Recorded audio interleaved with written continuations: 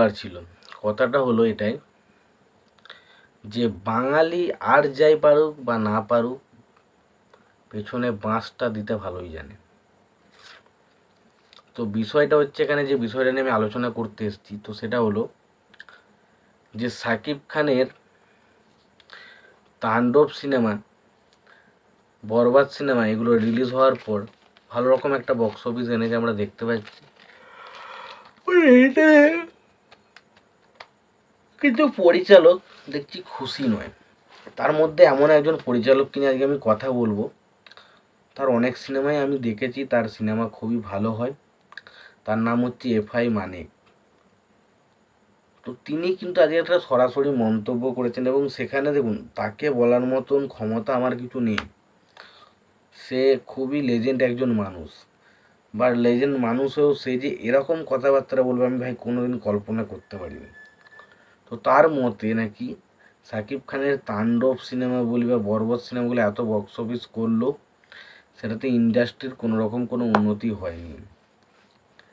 এবার কি করে জানবো উন্নতি হয়েছে কি হয়নি? অনেকে বলছে নাকি, তার মতে নাকি এটা এফডিসির মধ্যে পড়ে না তার ছবিটা, সেই কারণে এফডিসির কোনো রকম কোনো উন্নতি হয়নি। পাশাপাশি এখানে দেশীয় টেকনিশিয়ানদের নিয়ে কাজ করানো হয়নি, তাই দেশীয় টেকনিশিয়ানদের কোনো উন্নতি হয়নি। এই ছবিটা এত বাজেটে ছবিটা বানানো হয়েছে, ফলে এটাতে এরমভাবে মানে বিভিন্ন রকমের মন্তব্য বা বক্তব্য সে রেখেছে। এবং তার বক্তব্য থেকে একটাই জিনিস পরিষ্কার যে এই যে ছবিগুলো রিলিজ করেছে সাকিব খানের, তাণ্ডব, বরবাদ, বা ধরুন আর যে সমস্ত ছবিগুলো রিলিজ করেছিল তুফান, তো সেই ছবিগুলো বক্স অফিসে সফলতা পেল। সেই ছবিগুলো কিন্তু বাংলাদেশি বা বাংলাদেশের ফিল্ম ইন্ডাস্ট্রিকে কোনো রকমভাবেই কোনো উন্নতিতে সাহায্য করতে পারেনি। কিছু বলার নেই, আমার আর কিছু বলার নেই। মানে একটা ক্রিটিসাইজ করার একটা লিমিট আছে। মানে সবাই এখন দেখছি সাকিব খানের পেছনে পড়েছে, সবাই। তো একটা কথা বলি, দেখুন আজকে আমাদের বাংলা ফিল্ম ইন্ডাস্ট্রি বা বাংলা সিনেমার উন্নতি নেই, তার পেছনে দায়ী কিন্তু অন্য কেউ নয়। তার পেছনে দায়ী হচ্ছে আমাদের মতন মানুষেরাই, যারা নিজেরা তো কোনোদিন কোনো ভালো কাজকর্ম করে না, ভালো কোনো টেকনিশিয়ান নিয়ে কোনো ভালো প্রজেক্ট দেবে সেটা করে না। যখন অন্য কেউ করতে যাবে প্রথমেই তারা বাগড়া দেবে, কেন এটা করেছে, কেন বাইরের দেশ থেকে নায়িকা নিয়ে এসছে, কেন বাইরের দেশ থেকে টেকনিশিয়ান নিয়ে এসছে।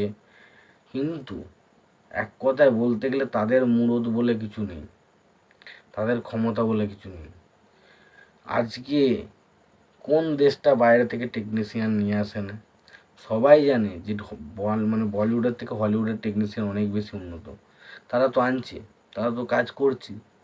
তো কখনো দেখেছেন বলিউডের কোনো পরিচালক অভিনেতারা বলতে শিখেছি যে বাইরের টেকনিশিয়ানরা আনছে কেন, তাতে কি আমাদের দেশের উন্নতি হচ্ছে? ভাই কিছু আর বলার নেই। মানে একদম হিপোক্রেটির একদম অন্য লেভেলে চলে গেছে, যা খুশি তাই করছে, যা খুশি তাই।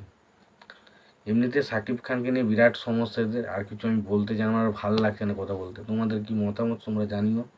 ভিডিওটি ভালো লেগে থাকলে লাইক কমেন্ট শেয়ার করে দেবো। চ্যানেলটা নতুন হয়ে থাকলে অবশ্যই তোমরা চ্যানেলটা সাবস্ক্রাইব করে নিয়ে পাশে বেল আইকনটা অবশ্যই প্রেস করে দিও। ভালো থেকো, সুস্থ থেকো, দেখা হচ্ছে পরের ভিডিওতে।